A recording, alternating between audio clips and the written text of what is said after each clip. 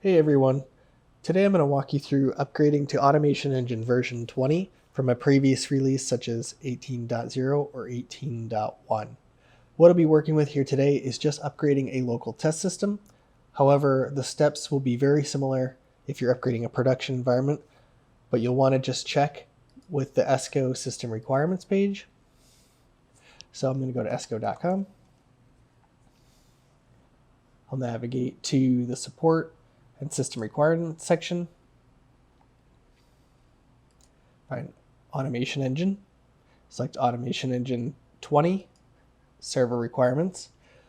There are some slight changes in here, such as additional RAM, changes to the database versions, and also operating system requirements as well, and support for new versions. So if you're upgrading a production environment, you'll definitely want to read through this first before you begin.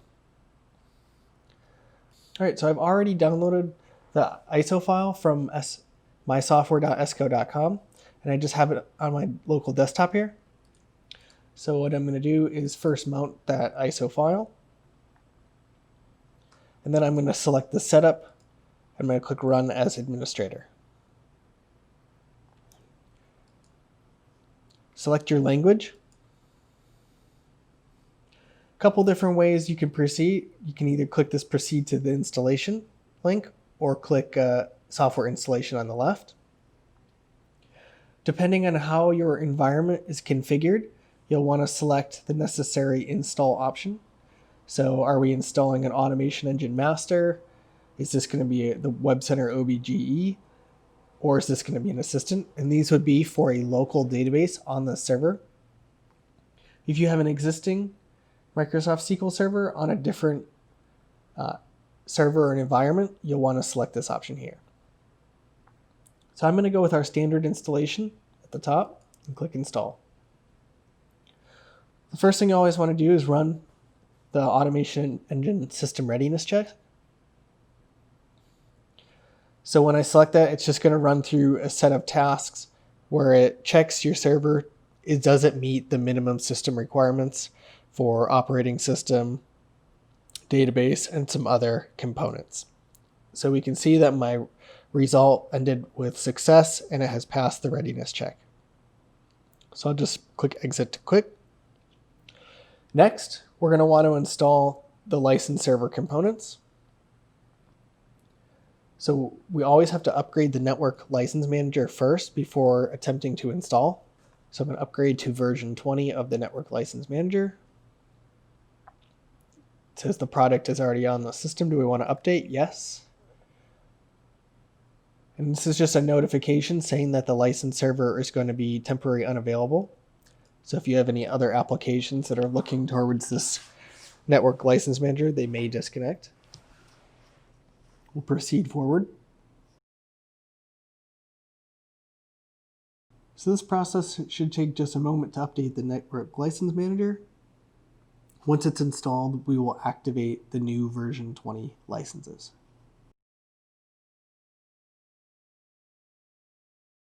All right, so our network license manager has been upgraded to version 20. So now that my license server component has been installed, let's just install the prerequisite components. Do we want to install any prerequisites? Yes. If you didn't activate your licenses, you will get an error here just saying that there are not the necessary licenses present. So this process is going to walk through a check. And here is just giving a notification that if any component requests a reboot, what do you want to do? So I'm going to click OK. Yes, it's okay to restart. And it's just going to now check and install any components that are required for the Automation Engine installation.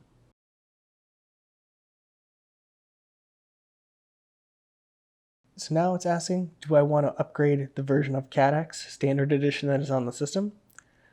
I'm going to click yes to install this. However, if this was a Web Center OBGE, you would not want to install the CADX component because that is handled by the Web Center installer. Now we'll notice that it says RDSCAD 18.1.2. That's okay that this is not saying version 20 here. This is just the latest library of the Artios CAD CADX application, which runs in the background of Automation Engine.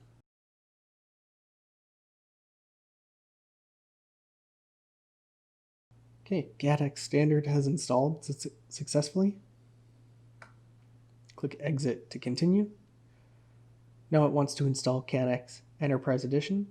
Let's install that also.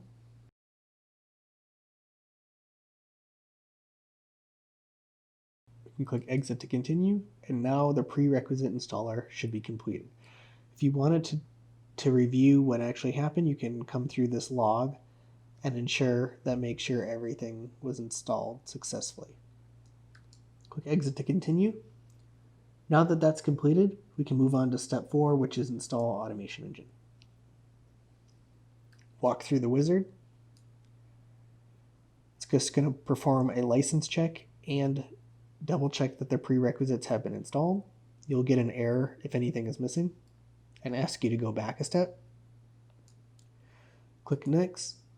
Fully read through your user and license agreement and make sure you agree with everything stated in here. And yes to accept the license agreement. From here, we can see what are the components that are going to be upgraded and installed. So we see that Automation Engine 20 will be installed, as well as some other components will just be upgraded to the latest information. This installer is just Automation Engine. If you have to install Imaging Engine or PackProof, you'll have to get the separate installers for those. Let's continue forward. Where do we want to install Automation Engine 20? I actually want to change this to my D drive and ESCO folder.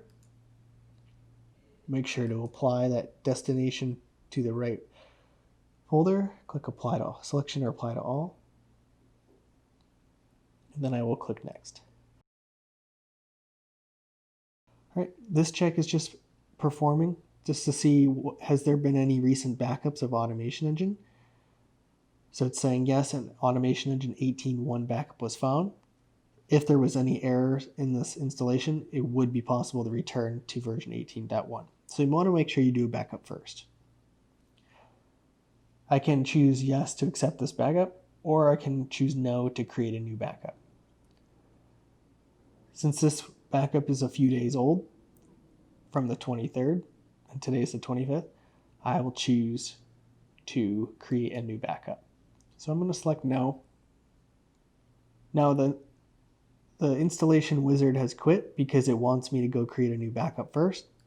So I'll click Finish, navigate to my browser, to the Automation Engine Server Admin page, go to Server Admin, log in as an administrator user, navigate to my backup menu. I can see here is my backup history and the last time a backup was performed. I can say Make Backup Now. I'll choose the Configuration, Resources, and Databases. Let's let that backup run. Depending on the size of your Automation Engine components, this time can vary to perform this backup.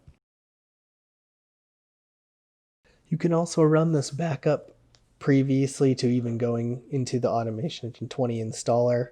That may make things easier just doing that ahead of time. All right, the backup successfully completed. We can close this menu. I'm going to close the browser, navigate back to the installer, and run through the process.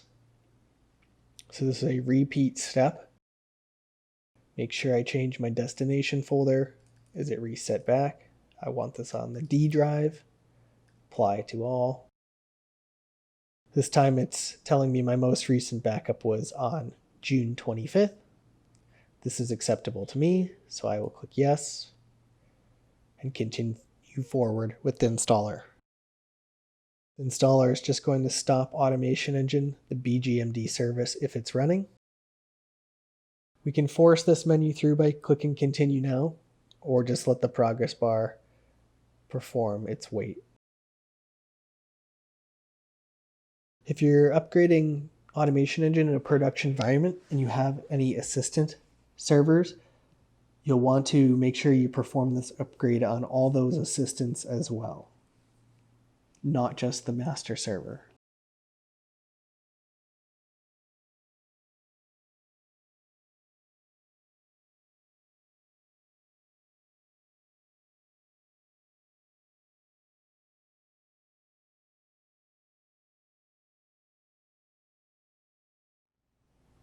Automation Engine 20 has been successfully installed.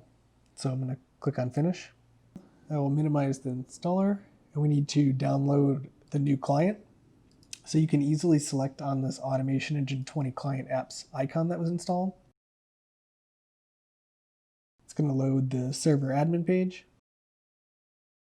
And then we can click Desktop Client Applications Download. So it's downloading the client version 20. You can also navigate through this through the actual ISO file. You can find it through there. So I'll install the client. Change this from the C drive to the D drive. I can remove any icons from 18.1 if I'd like at this time.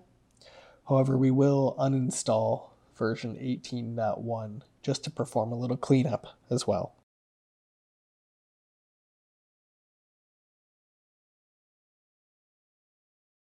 Client has been installed. Let's select the pilot icon. Log in as an administrator user.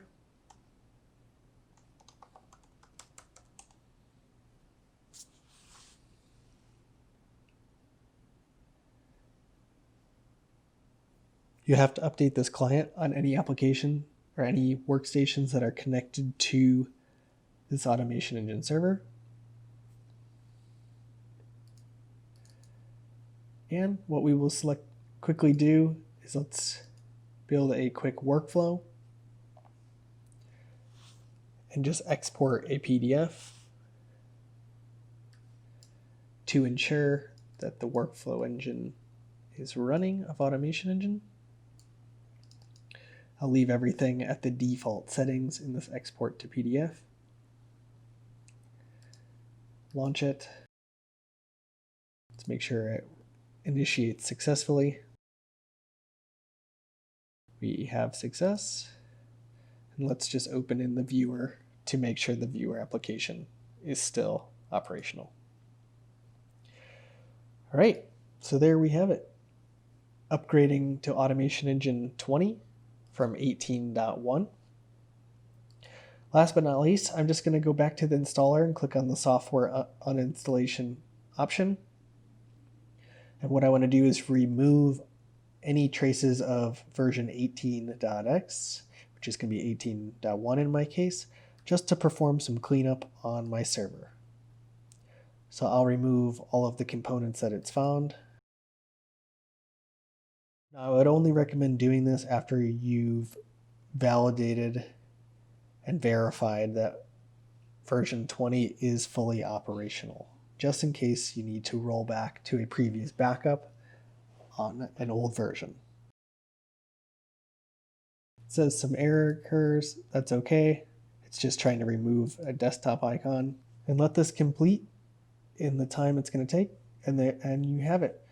So before upgrading, I'd always recommend performing your necessary backups, as well as verifying the new system requirements page on the ESCO website to make sure your server, whether if it's a production environment or a test environment, at least meets the minimum system requirements.